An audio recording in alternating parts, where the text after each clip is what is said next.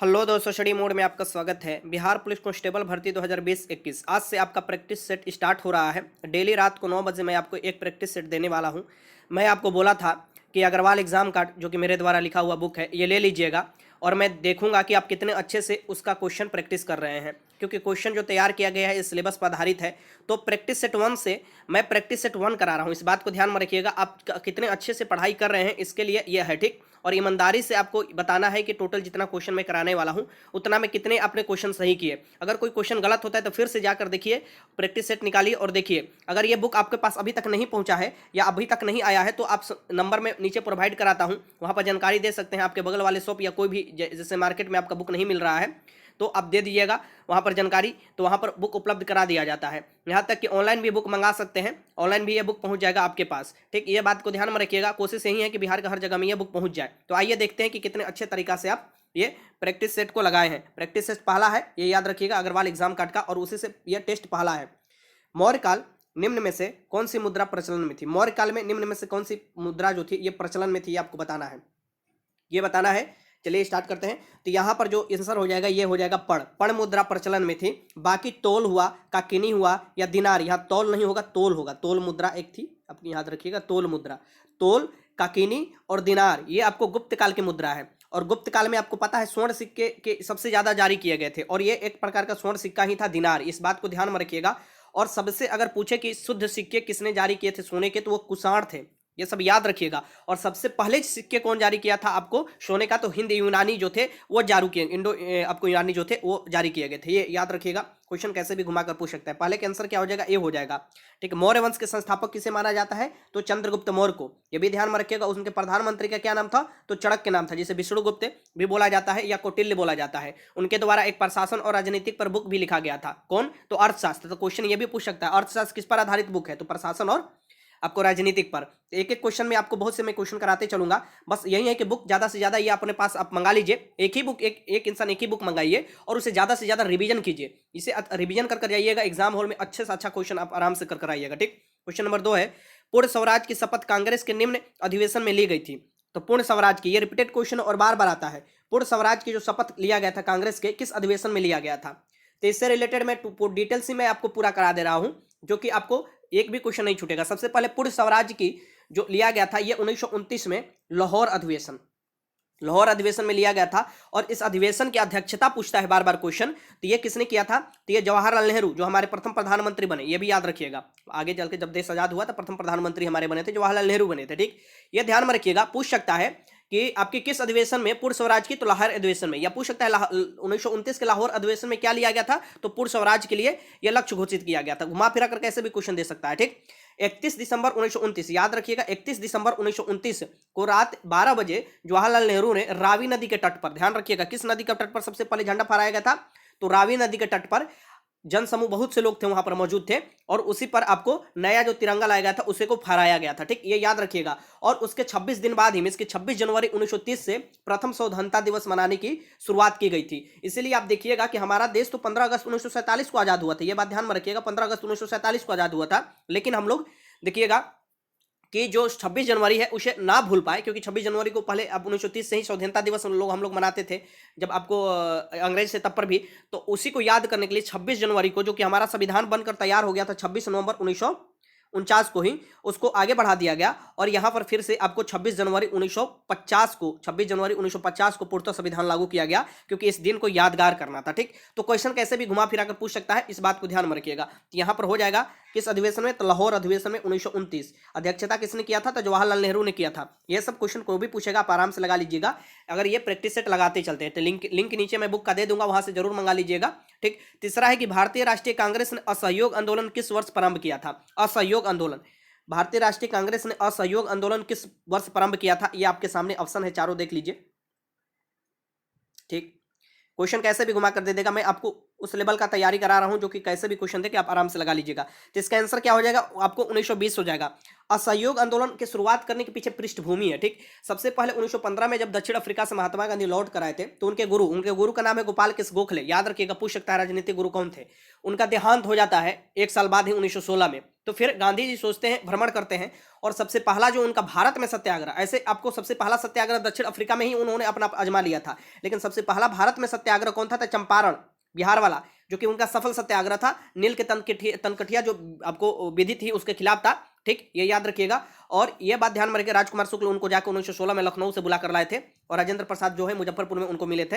ये सब मैं आपको पूरा डिटेल्स कराऊंगा, मास्टर वीडियो भी कराऊंगा, तो ठीक। तो इसका आंसर क्या हो जाएगा, यहाँ पर सी हो जाएगा। अब इसके पीछे जो है प्रमुख कारण है, किसके पीछे, असहयोग आंदोलन के पीछे। रोलेट एक्ट है, जलियांवाला बाग जो 13 अप्रैल 1919 को हुआ था, उसके पहले रोलेट एक्ट आया था, और भी जो है खिलाफत आंदोलन जो हुए थे उसका प्रमुख ये भाग है। इसके कारण ही असहयोग आंदोलन हुआ, और फिर इसे असहयोग आंदोलन को गांधी जी लौटा भी लिए थे। जो चोरा चोरी हुआ था ना, चोरा चोरी हो गया था, आपको यूपी में स्थित है चोरा चोरी जगह, वहां पर पुलिस वालों को ही जला दिया गया था थाना में, तो उससे ही अब क्षुब्ध होकर ये आपको ले लिया था आंदोलन, ठीक। 5 फरवरी आपको 1922 को ऐसा घटना घटा था, ये याद रखिएगा, चोरा चोरी में। तो महात्मा गांधी से वापस ले लिए थे, ठीक। तो बहुत से देखिएगा कि जो नेता है महात्मा गांधी से रुष्ट भी हो गए थे, बहुत से नेता जो है महात्मा गांधी से रुष्ट भी हो गए थे, इसी कारण से कि आपने डायरेक्ट ये क्यों ले लिया, जबकि ये बहुत अच्छे तरीका से चल रहा था असहयोग आंदोलन, ये वापस डायरेक्ट कैसे ले लिया, जिसमें से चित्तरंजन दास प्रमुख थे, ये याद रखिएगा। आगे चलते हैं, आगे देखते हैं। क्वेश्चन नंबर 4 देखिए कि निम्नलिखित में से किस एक के साथ सर्वाधिक संख्या में स्थल सीमा वाले पड़ोस देश हैं। ये बताना है कि स्थल सीमा वाले जो पड़ोस देश हैं सबसे ज्यादा किस देश के हैं। तो ऐसे अगर चीन रहता तो अब चीन लगाते, लेकिन इसमें आंसर क्या हो जाएगा, रूस हो जाएगा। रूस का सबसे ज्यादा पड़ोसी देश है इस ऑप्शन के अकॉर्डिंग, ठीक। ये याद रखिएगा 14 है, लेकिन जर्मनी का भी लगभग 14 के ही बराबर है, इस बात को ध्यान में रखिएगा। लेकिन आंसर क्या हो जाएगा यहाँ पर, रूसी होगा। और रूस जो है ना, ये क्षेत्रफल की दृष्टि से सबसे बड़ा देश है पूरे विश्व में, और जनसंख्या की दृष्टि से सबसे बड़ा देश कौन है, तो आपको चीन है। ये सब याद रखिएगा। भारत द्वितीय स्थान पर आता है जनसंख्या की दृष्टि से। तो 4 के आंसर क्या हो जाएगा, बी हो जाएगा। रूस पहले क्या था, यूएसएसआर था। यूएसएसआर का विघटन कब हुआ था, 1991 में हुआ था, ठीक। उस समय से ये रूस बन गया था, ठीक। ये ध्यान में रखिएगा। आगे चलते हैं। क्वेश्चन नंबर 5 है कि मुख्य रूप से भारत में यूरेनियम पाया जाता है। यूरेनियम कहाँ पाया जाता है मुख्य रूप से भारत में, ये आपको बताना है, ठीक। मैं बार बार बोलता हूं कि प्रैक्टिस सेट आप अच्छे से लगाए होंगे तो टेस्ट भी अच्छे से लगाएंगे। चलिए, तो ये यूरेनियम मुख्य रूप से जो पाया जाता है, ये झारखंड के जादूगोड़ा। तो पूछ सकता है कि जादूगोड़ा किसके लिए प्रसिद्ध है, तो यूरेनियम कहाँ जादूगोड़ा पाया जाता है, तो झारखंड में पाया जाता है, ठीक। तो ये याद रखिएगा, जादूगोड़ा हो जाएगा यहाँ पर, तो ये आपको झारखंड में हो जाएगा। झारखंड का जादूगोड़ा जो है यूरेनियम के लिए प्रसिद्ध है। और थोरियम सबसे ज्यादा कहाँ है, तो केरल में, ये याद रखिएगा, क्वेश्चन पूछ सकता है, ठीक। तांबा जो है, तांबा ये कहाँ है, तो ये राजस्थान में, खेतड़ी आपको पता ही है।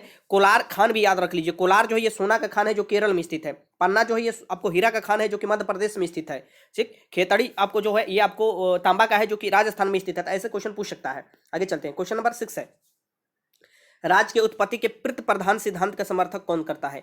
ये देखिए, ये संविधान और शासन से, देखिए मैं बार बार बोलता हूं कि मार्केट में कोई भी आप प्रैक्टिस सेट उठा लीजिए, लेकिन इस प्रैक्टिस सेट का आप खुद ही कंपेयर कीजिए और देखिए कि क्या सिलेबस के अकॉर्डिंग क्वेश्चन सेट किया गया है कि नहीं, या प्रीवियस ईयर में जो आपको क्वेश्चन आया है उसके अकॉर्डिंग सेट किया गया है कि नहीं। तो खुद ही आपको अंदाजा लग जाएगा कि नहीं, ये मैं आपको बात सत्य बता रहा हूँ, ठीक। तो यहाँ पर देखिए, राज्य के उत्पत्ति के प्रति प्रधान सिद्धांत के समर्थक कौन करता है, ये आपको बताना है। तो ये जो करते हैं, इसका आंसर क्या हो जाएगा, बी हो जाएगा, हेनरी मैन करते हैं। देखिए इंग्लिश में ही यहाँ पर है, हेनरी मैन आपको याद रखना है। देखिए, एक होता है राज्य की उत्पत्ति के प्रति प्रधान सिद्धांत, एक होता है मात्र प्रधान से, मतलब मात्र वाला जो होता है, ठीक, मतलब प्रधान परिवार के समर्थक।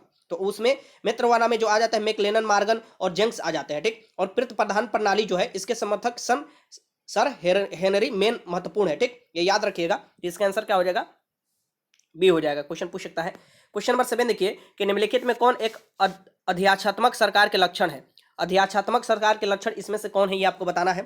ध्यान से क्वेश्चन देखिए और लगाइए, ठीक। आप देख सकते हैं कि अध्यात्मक सरकार जो है ये आपको यूएसए का सरकार हुआ, स्विट्जरलैंड का सरकार हुआ, इजराइल के भी लगभग वही सरकार है। तो यहाँ पर आप देख सकते हैं कि इसका क्या लक्षण है, ये आपको बताना है, ठीक। तो अध्यात्मक सरकार के जो प्रमुख लक्षण में एक आता है, वो आता है यहाँ के संविधान की कठोरता। संविधान की कठोरता आता है, ठीक। संविधान बहुत कठोर होता है, ये याद रखिएगा। 7 का आंसर क्या हो जाएगा, ए हो जाएगा, संविधान की कठोरता। यहाँ पर मैं आपको एक बात ध्यान में रखा दूं कि विश्व के सबसे बड़ा संविधान जो है लिखित या व्यापक स्तर पर, ये हमारे भारत का ही संविधान है, ठीक। और ये याद रखिएगा, विश्व के सबसे पहला लिखित जो संविधान है वो संयुक्त राज्य अमेरिका का संविधान है। तो क्वेश्चन कैसे भी पूछ सकता है, इसका आंसर क्या हो जाएगा, संविधान की कठोरता, और भी अध्यात्मात्मक में लक्षण आते हैं, जैसे कार्यपालिका की अवधि जो होती है निश्चित होती है, राष्ट्रपति प्रधान होता है कार्यपालिका शक्ति का, उसी के पास केंद्रित रहता है शक्ति, और संविधान कठोर होता है, लिखित होता है। ये सब अध्यात्मात्मक प्रणाली की आपको विशेषता है। आगे चलते हैं। क्वेश्चन नंबर 8 देखिए कि भारतीय संविधान के अनुसार संसद की बैठक एक साल में कम से कम कितनी बार होनी चाहिए। यहाँ से 5 से 6 क्वेश्चन निकल कर आ जाते हैं। ठीक, यहाँ से 5 से 6 क्वेश्चन निकल कर आ जाते हैं। मैं यहाँ पर आपको बता रहा हूँ। ठीक, ये दे सकता है। इसका आंसर पहले मैं आपको बता देता हूं कि भारतीय संविधान के अनुसार संसद की बैठक एक साल में 2 बार हो सकती है। क्वेश्चन कैसे कैसे घुमा कर देगा मैं आपको बता रहा हूं। ठीक, पूछ सकता है कि साल में कितने बार बैठक हो सकती है, 2 बार हो सकती है, या पूछ सकता है कि 2 बैठक के बीच में अधिकतम कितने अंतराल हो सकते हैं, 6 महीना का हो सकता है। तो ऐसे घुमा फिरा कर आपको बहुत से क्वेश्चन बना सकते हैं। ठीक, तो इसका आंसर क्या हो जाएगा, बी हो जाएगा। ये याद रखिएगा, 8 का आंसर बी हो जाएगा। देखिए हमारे जो संसद है इसमें इसमें आपको मैं बता देता हूं, क्वेश्चन पूछ देता है और पूछा हुआ भी है। तीन भाग होते हैं संसद के। कौन को, लोकसभा हो जाएगा, राज्यसभा हो जाएगा और राष्ट्रपति। राष्ट्रपति को लोग इग्नोर कर देते हैं, ये भी संसद का ही भाग है। राज्यसभा, लोकसभा और राष्ट्रपति, ध्यान में रखिएगा, संसद का निर्माण करता है। क्वेश्चन नंबर 9 देखिए, रिकॉर्डों के अनुसार उपज की कीमत बढ़ने से भूमि की कीमत अर्थात लगान पर क्या फर्क पड़ेगा, ये पूछ रहा है। रिकॉर्डो जो है ये अर्थशास्त्री है, इनके अनुसार उपज की कीमत बढ़ने से भूमि की कीमत या लगान पर क्या प्रभाव पड़ेगा, ये आपको बताना है। ये एनसीईआरटी से डायरेक्ट क्वेश्चन लिया गया है, ये ध्यान में रखिएगा। तो रिकॉर्डो के अनुसार जो है उपज की कीमत अगर बढ़ता है या भूमि की कीमत बढ़ती है तो लगान भी बढ़ जाता है। लगान भी, या आपको भूमि की कीमत भी बढ़ जाता है और लगान भी बढ़ जाता है, तो यहाँ पर बढ़ जाएगा। इसका आंसर क्या हो जाएगा, 9 का आंसर क्या हो जाएगा, ए हो जाएगा। आप लोगों से यही निवेदन है कि ईमानदारी पूर्वक बताइएगा कि आप कितने क्वेश्चन सही किए हैं, क्योंकि मैं भी तो देखो कितना अच्छे तरीके से आप प्रैक्टिस सेट लगा रहे हैं। ठीक, और डेली 9 बजे ये आपको सेट मिलेगा, ध्यान रखिएगा, क्योंकि अब एग्जाम बहुत नजदीक है आपका। क्वेश्चन नंबर 10 है कि नील आंदोलन कहाँ हुआ। जो नील आंदोलन हुआ था ये कहाँ हुआ था, मुझे पता है ज्यादातर लोग इसमें क्या मारेंगे, अगर नहीं पढ़े होंगे तो बिहार मार देंगे। ये बिहार मार देंगे, चंपारण वाला आंदोलन से जोड़ देंगे। नहीं, इससे पहले ही हुआ था, ये बंगाल में हुआ था, ये याद रखिएगा। सबसे पहले जो नील आंदोलन हुआ था बंगाल में हुआ था। अब चलिए मैं इसके बारे में डिटेल्स कुछ बता देता हूँ, क्योंकि आपको बड़ा कंफ्यूजन हो जाता है। सबसे पहले नील आंदोलन बंगाल में हुआ था, और वही था प्रमुख कारण कि जबरदस्ती अंग्रेज नील की खेती कराते थे, तो काफी लोग इससे उब गए, और इस शोषण का एक प्रकार का ये अंग्रेजों का शोषण था किसानों के प्रति, और वहाँ के जो भी जमींदार थे वो भी किसानों पर ये दबाव बनाते थे।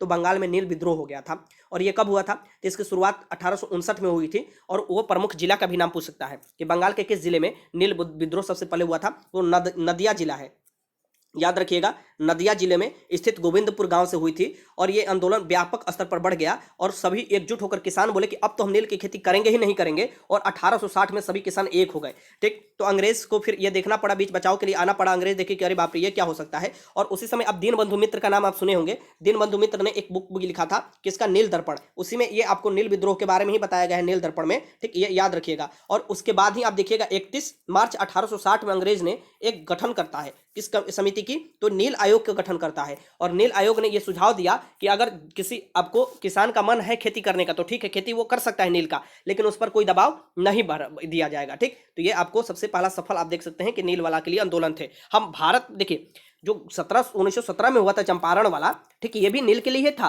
तिनकठिया व्यवस्था, लेकिन ये बाद में हुआ था, और ये गांधी जी का सबसे पहला सफल आंदोलन था चंपारण। ठीक, ये याद रखिएगा। क्वेश्चन नंबर 11 कि राज्य की उत्पत्ति का स्वार्थिक स्वीकार सिद्धांत है। राज्य की उत्पत्ति का स्वार्थिक स्वीकार सिद्धांत कौन सा, ये आपको बताना है। राज्य की उत्पत्ति का स्वार्थिक स्वीकार सिद्धांत इनमें से कौन है, ये आपको बताना है। तो देखिए राज्य की उत्पत्ति का तो अनेकों सिद्धांत है। ठीक, अनेकों कहने का मतलब कुछ प्रमुख सिद्धांत है, जैसे कि दैवीय सिद्धांत हुआ, जो सबसे प्रमुख दैवीय भी सिद्धांत है। शक्ति संतुलन के सिद्धांत हुआ, रक्त सिद्धांत हुआ, संविदा सिद्धांत हुआ। संविदा में होता है कॉन्ट्रैक्ट, कॉन्ट्रैक्ट में इसके कुछ लोग मिलकर जो कुछ सिद्धांत बनाए, या राज्य की उत्पत्ति के लिए कुछ लोग मिलकर राज्य के निर्माण किए। ठीक, तो ये आपको प्रमुख है। इनमें से सबसे अगर देखा जाए, आज भी आप महसूस भी कीजिएगा, तो राज्य की उत्पत्ति का स्वार्थिक स्वीकार सिद्धांत विकासवादी सिद्धांत है। विकासवादी सिद्धांत क्यों है, आप देखिएगा कोई भी चीज एक अवस्था से दूसरी अवस्था में जरूर विकास करता है। परिवर्तन आपको पूरे संसार का नियम है। वहीं जैसे जैसे विकास होता गया, पहले एक लोग थे, फिर लोग मिले, परिवार बना, फिर परिवार बना तो ग्राम बना, ग्राम मीन्स की जहां वो निवास गांव बना, गांव मिलकर फिर नगर, नगर राज्य, राज्य देश, तो ऐसे कर कर ये आपको परिवर्तन होते रहा। तो विकासवादी सिद्धांत का जो प्रमुख माना जाता है राज्य के उत्पत्ति का। ठीक, ये सबसे स्वीकार्य है। ठीक, ये ध्यान में रखिएगा। और पूछ सकता है कि इसके जो समर्थक है कौन कौन है, इसके जो समर्थक है इनमें से कौन कौन, तो बर्गेस है, माइक्यूअर हुआ, एंजल्स हुए, ये सिद्धांत के समर्थक माने जाते हैं। ठीक, ये सब ध्यान में रखिएगा। आगे चलते हैं। क्वेश्चन नंबर 12 है कि लोकसभा द्वारा पारित किसी धन विधेयक को राज्यसभा द्वारा कितने सप्ताहों तक रोक कर रख सकता है। सबसे पहले धन विधेयक के बारे में आप जान लीजिए। ये आर्टिकल 110 निकालिएगा, हमारे संविधान में आर्टिकल 110 है, ठीक। वो धन विधेयक के परिभाषित करता है, धन विधेयक के बारे में दिया है। आपको याद रखिए, धन विधेयक हुआ या वित्त विधेयक हुआ, इस मामले में लोकसभा को अधिक शक्ति प्रदान है, क्योंकि लोकसभा को हम डायरेक्ट चुनकर भेजते हैं और हमारा जो भी संसाधन उस पर लोकसभा का ज़्यादा अधिकार होता है, ठीक, क्योंकि वहाँ पर हम डायरेक्ट अपने प्रतिनिधि को चुनकर भेजते हैं, ठीक। हर 5 साल बाद चुनाव होता है। तो यहाँ पर देखिएगा, जो धन विधेयक इस मामले में लोकसभा को अधिक शक्ति दिया है, राज्यसभा को नाम मात्र शक्ति दिया है, और राज्यसभा को मात्र 2 सप्ताह के अंदर कोई विधेयक, 2 सप्ताह, यहाँ पर सप्ताह में पूछ रहा है तो 2 रखिएगा, तो इसके 14 दिन, अगर दिन पूछे तो 14 दिन हो गया, ठीक। तो 14 दिन के अंदर क्या होता है, लोकसभा को लौटा देना होता है। अगर राज्यसभा बोल रहा है कि इसमें बदलाव कर दीजिए, तो लोकसभा के ऊपर है, चाहेगा तो करेगा भी, नहीं भी कर सकता है। तो राज्यसभा को ज्यादा शक्ति इस बारे में नहीं दिया हुआ है। तो आपसे यहाँ से 3 क्वेश्चन दे सकता है कि इस किस आर्टिकल में है, तो 100 आर्टिकल 10 में है, ठीक। ये याद रखिएगा, क्वेश्चन पूछ सकता है, बार बार क्वेश्चन पूछता भी है। क्वेश्चन नंबर 13 देखिए कि भारत में योजनाबद्ध अर्थव्यवस्था किस पद्धति पर आधारित है।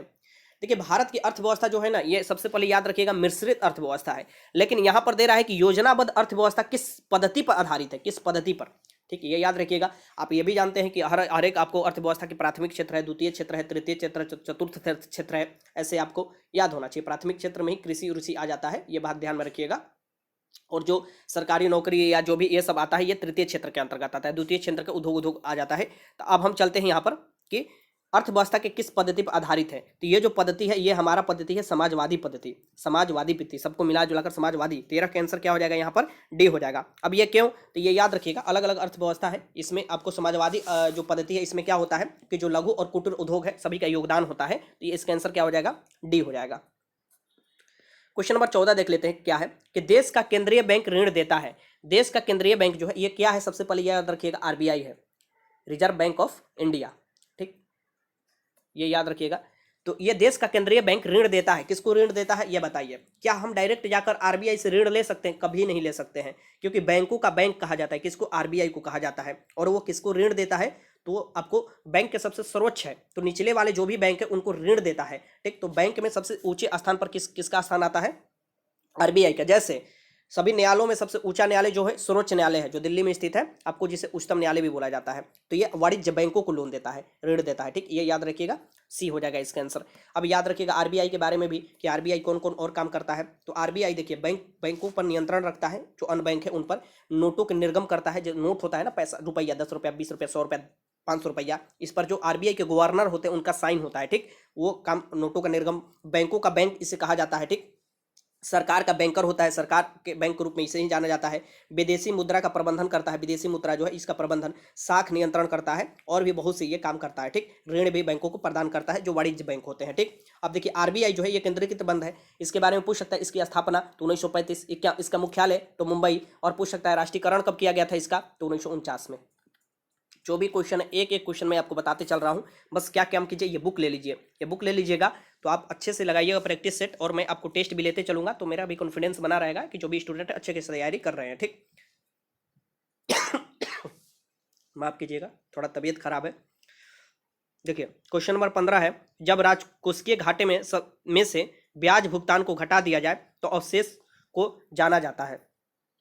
क्या दे रहा है कि जब राजकोषीय घाटे में से ब्याज भुगतान को घटा दिया जाए तो अवशेष जो बचता है उसे क्या, किस नाम से जाना जाता है। बहुत ही वीवीआई क्वेश्चन है, एनसीईआरटी से क्वेश्चन है, ये बताना है, ठीक। ये रिपीटेड क्वेश्चन है, ये इसे वीवीआई लगा कर रख लीजिएगा, डायरेक्ट पूछ सकता है क्वेश्चन, ठीक। अब यहाँ पर देखिए, जब राजकोषीय घाटे में से आपको ब्याज भुगतान घटा दिया जाता है ना, तो अवशेष जो होते हैं उसे ही प्राथमिक घाटा बोला जाता है, और इसे एक और नाम से जाना जाता है, पूछ सकता है इसे एक और नाम से क्या जाना जाता है, तो शुद्ध राजकीय घाटा भी बोला जाता है। इसे शुद्ध राजकीय नहीं, राजकोषीय घाटा, शुद्ध राजकोषीय घाटा के नाम से जाना जाता है इसे, प्राथमिक घाटा को, ठीक। तो ये याद रखिएगा। और ये प्राथमिक घाटा जो है ना, ये वर्तमान वर्ष में घाटे के रूप में माफ होता है, वर्तमान वर्ष में जो घाटा है उसके रूप में माफ होता है, ठीक। तो इसका आंसर क्या हो जाएगा, 15 का आंसर हो जाएगा यहाँ पर बी। क्वेश्चन नंबर 16 देखते हैं कि कार्बन मोनोऑक्साइड मनुष्य के लिए हानिकारक है, क्योंकि। अब बताइए, इसके बारे में तो आपको पता ही होना चाहिए। कार्बन मोनोऑक्साइड है जो मनुष्य के लिए हानिकारक है, आखिर क्यों हानिकारक है, ठीक। अब देखिएगा कि जो कल कारखाना हुआ या जो आपको गाड़ी होता है, मोटर होता है, इस सबसे काफ़ी ज़्यादा धुआं निकलता है, उसमें कार्बन मोनोऑक्साइड भी होता है, ठीक। ये ध्यान में रखिएगा। तो कार्बन मोनोऑक्साइड बहुत जहरीला होता है, दम भी घुटने लगता है कार्बन मोनोऑक्साइड से। ये क्या करता है ना कि ऑक्सीजन की तुलना में ये ज़्यादा घुल जाता है, क्या, तो हमारे ब्लड में, ठीक। तो ये ऑक्सीजन की तुलना में हीमोग्लोबिन में ज़्यादा लगाव होता है। इसका आंसर क्या हो जाएगा, सटीक आंसर सी हो जाएगा। चलिए मैं डिटेल्स पूरा बता रहा हूँ आपको। देखिए जो ये होता है ना, ये मनुष्य के रक्त में ऑक्सीजन की अपेक्षा 10 गुना ज़्यादा घुलनशील है, मीन्स कि घुल जाता है। और ये जब घुलेगा तो आप समझिए कि कितना हानिकारक चीज़ है, ठीक, कार्बन मोनोऑक्साइड। फिर आपको दम घुटने लगेगा, फिर आपको अचानक ऐसा ऐसा बीमारी उत्पन्न होने लगेगा कि आप उसको सोच भी नहीं सकते हैं, ठीक, बहुत खतरनाक चीज़ है। इसलिए आप बोला जाता है कि जो मास्क लगाकर चलिए रोड पर, क्योंकि आपको पता है कि जब गाड़ी होता है काफ़ी, देखिएगा गाड़ी से उजला धुआं निकलता है, तो उजला धुआं निकलने का मुख्य कारण आपको पता है, उजला टाइप का धुआं निकलेगा, बहुत खराब गंध होता है उसमें, उसमें शीशा होता है। वो उजला धुआं कहने का मतलब उसमें शीशा की मात्रा ज़्यादा है, वो भी बहुत खतरनाक करता है आपके शरीर को, ये सब ध्यान में रखिएगा। ओजोन के बारे में मैं आपको बता दूं, ओजोन ओजोन का फॉर्मूला O3 होता है, और ये समताप मंडल में पाया जाता है, और पराबैंगनी जो किरण है ना सूर्य से आने वाली, उससे हमको रक्षा करता है, ठीक। इसका सबसे बड़ा दुश्मन जो माना जाता था ये क्लोरोफ्लोरोकार्बन, ठीक, ये सब याद रखिए। आगे चलते हैं। क्वेश्चन नंबर 17 है कि हरित लवक की झिल्ली होती है, ये आपको बताना है हरित लवक की झिल्ली कैसी होती है। क्वेश्चन नंबर 17 है कि हरित लवक की झिल्ली होती है, ये आपको बताना है, ठीक। क्वेश्चन ये आपको हरित लवक की झिल्ली होती है, कैसी होती है, तो हरित लवक की जो झिल्ली होती है ये द्विपत्रीय होती है, द्विपत्रीय होती है। 17 का आंसर क्या हो जाएगा, बी हो जाएगा। आगे चलते हैं। क्वेश्चन नंबर 18 देखिए कि लाइकेन एक अच्छे सूचक है। जो लाइकेन है ना, ये क्वेश्चन रिपीटेड है, बार बार क्वेश्चन पूछ सकता है लाइकेन के बारे में, तो ये याद रखिएगा, ठीक। लाइकेन क्या है आपको बताना है, ठीक, क्वेश्चन पूछ सकता है आपको लाइकेन के बारे में, ठीक। तो लाइकेन वायु प्रदूषण के अच्छे सूचक के रूप में जाना जाता है। किसके, तो वायु प्रदूषण के। क्यों, मैं आपको बता रहा हूँ, ठीक। देखिए सबसे पहले ध्यान में रखिएगा, अच्छे सूचक है लाइकेन वायु प्रदूषक के। ये क्या करता है, SO2 की अधिकता से इनकी मृत्यु हो जाती है, ये याद रखिएगा। तो SO2 जैसे ही बढ़ेगा वायु में, आपको वो पता चल जाएगा लाइकेन से, क्योंकि मृत्यु हो जाएगा तो पता चल जाएगा कि इसमें प्रदूषण है, ठीक। लाइकेन किससे किससे बनता है पूछ सकता है, ठीक, क्योंकि ये आपको सहचर मीन्स के सहजीवी दो लोग को मिलकर बनता है, ठीक, एक दूसरे पर ये आधारित होते हैं। कौन, कवक और शैवाल, कवक और शैवाल ये दोनों मिलकर लाइकेन के बनते हैं, ठीक, ये याद रखिएगा। तो क्वेश्चन पूछ सकता है आपसे, ये याद रखिएगा। आगे चलते हैं। क्वेश्चन नंबर 19 है कि वाष्प के रूप में पौधे के द्वारा हुई पानी की हानि को कहते हैं। वाष्प के रूप में पौधे के द्वारा हुई पानी की हानि को कहते हैं, क्या कहते हैं ये आपको बताना है। क्वेश्चन नंबर 19 लगाइए। तो इससे डायरेक्ट क्या बोला जाता है, तो वाष्पोत्सर्जन कहा जाता है। वाष्पोत्सर्जन जो आपको होता है ना पौधे में, ठीक, तो इसका आंसर हो जाएगा पानी की हानि होती है। ये याद रखिएगा कि फ्लोएम जो है ना खाद्य पदार्थों का आपको संचरण करता है पौधे में, और जाइलम जो है ना ये आपको पानी का करता है, जस से जाइलम जस से पानी, ठीक, ये याद रखिएगा। 19 का आंसर क्या हो जाएगा, यहाँ पर सी हो जाएगा। क्वेश्चन नंबर 20 है अम्लीय वर्षा के मुख्य घटक है। अम्लीय वर्षा, अम्लीय वर्षा का तो आप नाम सुने होंगे, जिसे इंग्लिश में एसिड रेन बोला जाता है, ठीक। अब बताइए अम्लीय वर्षा के मुख्य घटक कौन है, ठीक।